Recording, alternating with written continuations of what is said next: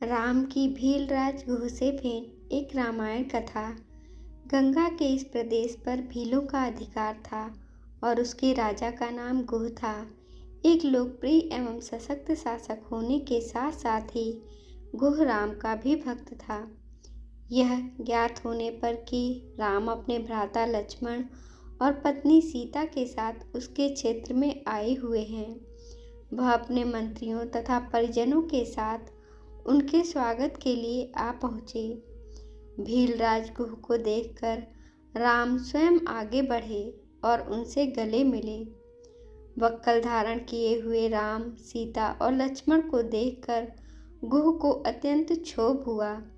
उसने विनयपूर्वक तथा आर्त स्वर में कहा, हे रामचंद्र, इस प्रदेश को आप अपना ही प्रदेश समझें।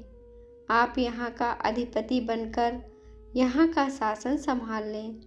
आपके समान समदर्शी एवं न्यायवेत्ता शासक पाकर यह प्रदेश धन्य हो जाएगा।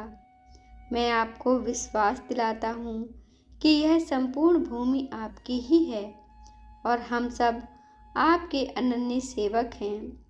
इतना कहकर गुहराज ने अपने साथ लाई हुई सामग्री को राम के समक्ष रख दिया और बोले, हे स्वामी, ये भक्ष्य पेय तथा स्वादिष्ट फल आपकी सेवा में प्रस्तुत हैं। आप कृपा करके इन्हें स्वीकार करें। आप लोगों के विश्राम के लिए व्यवस्था कर दी गई है। अश्वों के लिए दाना चारा भी तैयार है। गुह के प्रेममय वचनों को सुनकर राम बोले, हे निषाद राज, आप इस प्रदेश के राजा हैं, फिर भी आप मेरे स्वागत के लिए पैदल चलकर आए हैं। मैं आपकी जितनी प्रशंसा करूं कम है। आपने दर्शन देकर हम लोगों को कृतार्थ कर दिया है।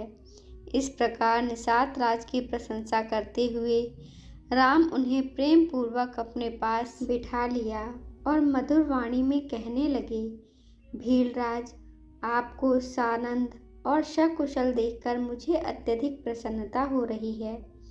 आपके द्वारा लाए गए इन उत्तम पदार्थ के लिए मैं आपका अत्यंत आभारी हूँ, किंतु बंधु, मुझे खेद है कि मैं इन्हें स्वीकार नहीं कर सकता।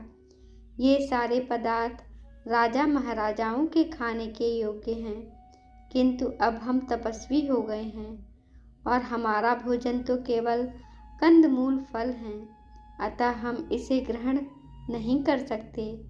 हाँ, अश्वों के लिए आप जो दाना चारा लाए हैं उसे स्वीकार करके मुझे बहुत प्रसन्नता होगी, क्योंकि ये मेरे पिताजी के प्रिय अश्व हैं जिनकी सदैव विशेष देखभाल की जाती है। गुह ने भीलों को अश्वों के विशेष प्रबंध करने के लिए आदेश दे दिया।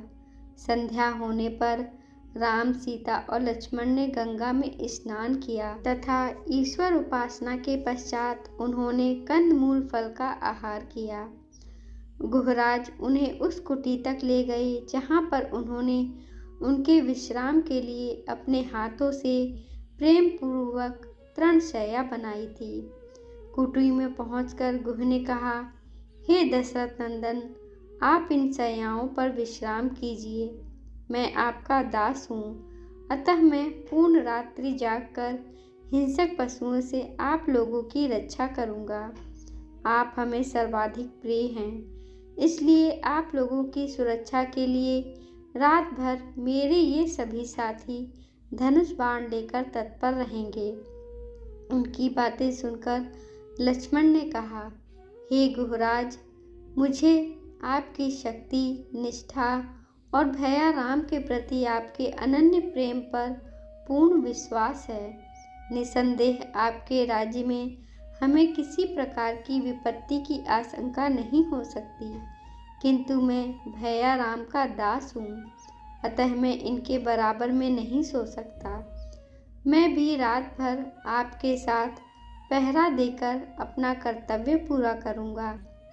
भीलराज गुह और लक्ष्मण कुटी के बाहर एक शिला पर बैठकर पहरा देते हुए बातें करने लगे। लक्ष्मण ने गुह को अयोध्या में घटित समस्त घटनाओं के विषय में बताया।